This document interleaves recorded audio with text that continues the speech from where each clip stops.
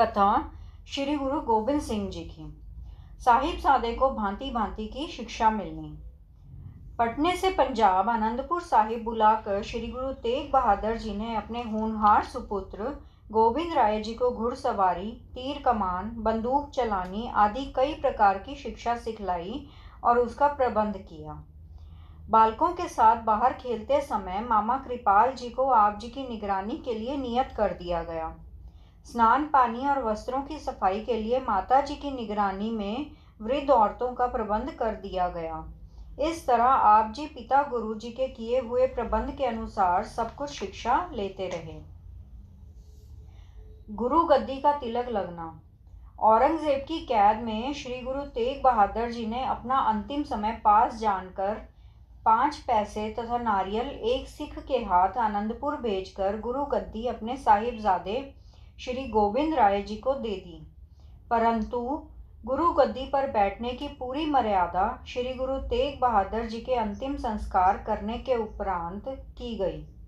इस समय बाबा बुड्ढा जी से 5वीं पीढ़ी उनके बड़े पौत्रे बाबा गुरुबख्श सिंह जी ने आप जी को गुरु गद्दी का तिलक लगाकर गुरु की मर्यादा अर्पण की।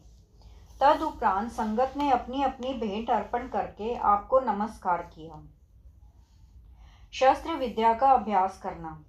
आप जी ने गुरु गद्दी पर बैठकर अपने बाबा श्री गुरु हरगोबिंद जी की तरह मीरी पीरी दोनों कामों को अपना लिया। अच्छे योद्धा शस्त्र तथा घोड़े अपने पास इकट्ठे करने शुरू कर दिए।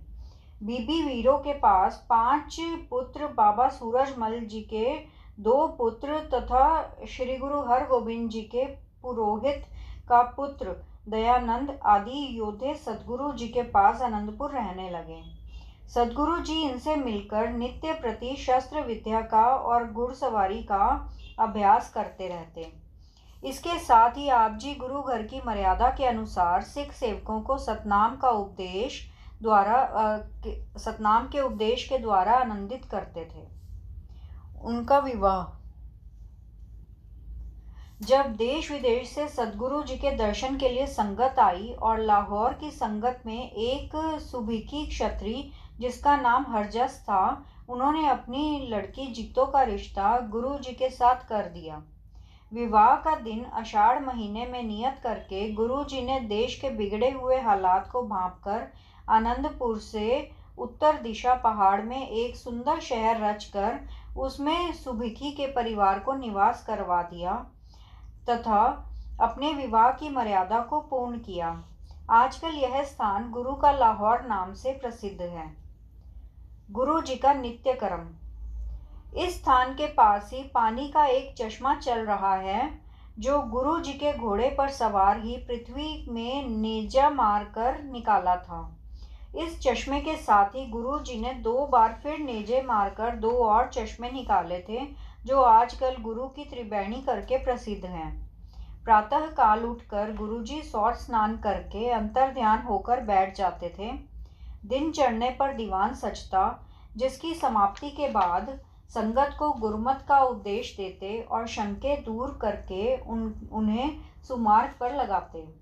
बाद में लंगर तैयार होते, सब प्रसाद खाकर अपने महलों में जाकर आराम करते। पिछले पहर आप शस्त्र विद्या का अभ्यास करते और अपने योद्धाओं को भी करवाते। बाहर जंगल में जाकर निशानेबाजी करनी, घोड़े मोड़ने और तीर चलाने आदि। कारीगरों के द्वारा बड़े तीखे तीर, तलवारें और नेजे कटारे आदि तैयार करवाते रहते। कई सिख गुरु की खुशी प्राप्त करने के लिए बढ़िया हथियार और अच्छे घोड़े लाकर आप जी को भेंट करते थे। अपने योद्धाओं के साथ जंगल में जाकर शिकार खेलते, घोड़े दौड़ाते, तीर अंदाजी और बंदूक की निशानेबाजी भी करते थे। ढाल तलवार का प्रयोग आदि आप जी का युद्ध अभ्यास का नित्य कर्म था। अपने योद्धाओं की शिकार चढ़ने की तैयारी के लिए आप जी ने एक बड़ा नगाड़ा भी तैयार करवाया था, जिसका नाम रंजीत नगाड़ा रखा था।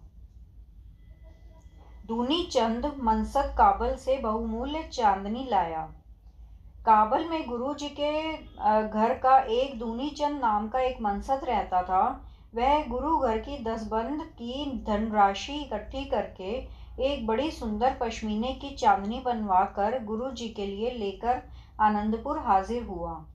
गुरु जी और सिख संगत इनको देखकर बहुत प्रसन्न हुए। आसाम के राजा की ओर से प्रसादी हाथी भेंट। आसाम के राजे राम रायने के घर जो लड़का श्री गुरु तेग बहादुर जी के वरदान से हुआ था, उसने जवान होकर जब अपनी माता से मालूम किया कि वह गुरु जी के वरदान करके ही पैदा हुए थे, तब वह अपनी माता सहित कुछ बहुत कीमती अद्वितीय भेंट लेकर गुरु जी के दर्शन करने आया।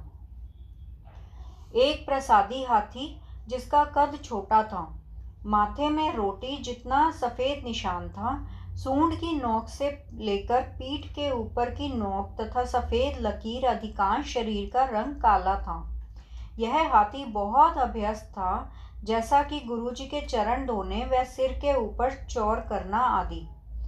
और दूसरा वो क्या लाया था? वो लाया था एक पंचकला शस्त्र, जिसमें से कला दबाने से कटार, तमाचा, तलचार और नेजा 5 शस्त्र बारी बारी निकल आते थे। और तीसरी चीज़ एक चंदन की चौकी, जिसकी कला दबाने से 4 पुतलियां निकलकर खड़ी हो जाती थीं। और चौथी एक जाम कटोरा, जिसमें पृथ्वी और काशा के रंगारंग स्वरूप दिखते थे।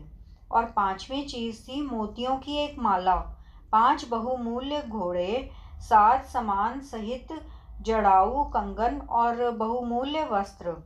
राजे की इन अद्वितीय चीज़ों की भेंट को देखकर गुरुजी बहुत खुश हुए और उसे राज्य की खुशी बख्शी।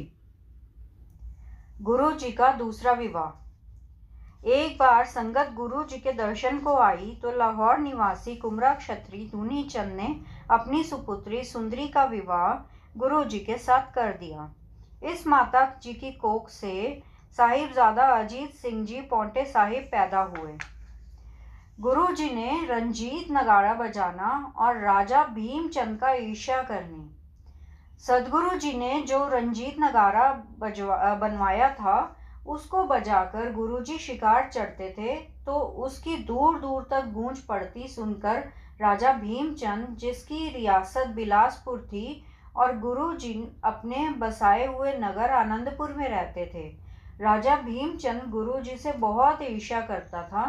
उसको डर था कि अपनी पूरी तैयारी करके गुरुजी मुझ पर हमला करके मेरी रियासत ही न छीन ले। उसने गुरुजी को 2-4 बार इनकार भी किया और 1-2 बार झड़पें भी ली, परंतु गुरुजी न किसी से डरते थे और न किसी का नाजायज डराना धमकाना ही चाहते थे। इस कारण गुरुजी निर्भय होकर नगाड़ा बजाकर शिकार चढ़ते और भांति भांति के सैनिक खेल अपने जवानों से देखते।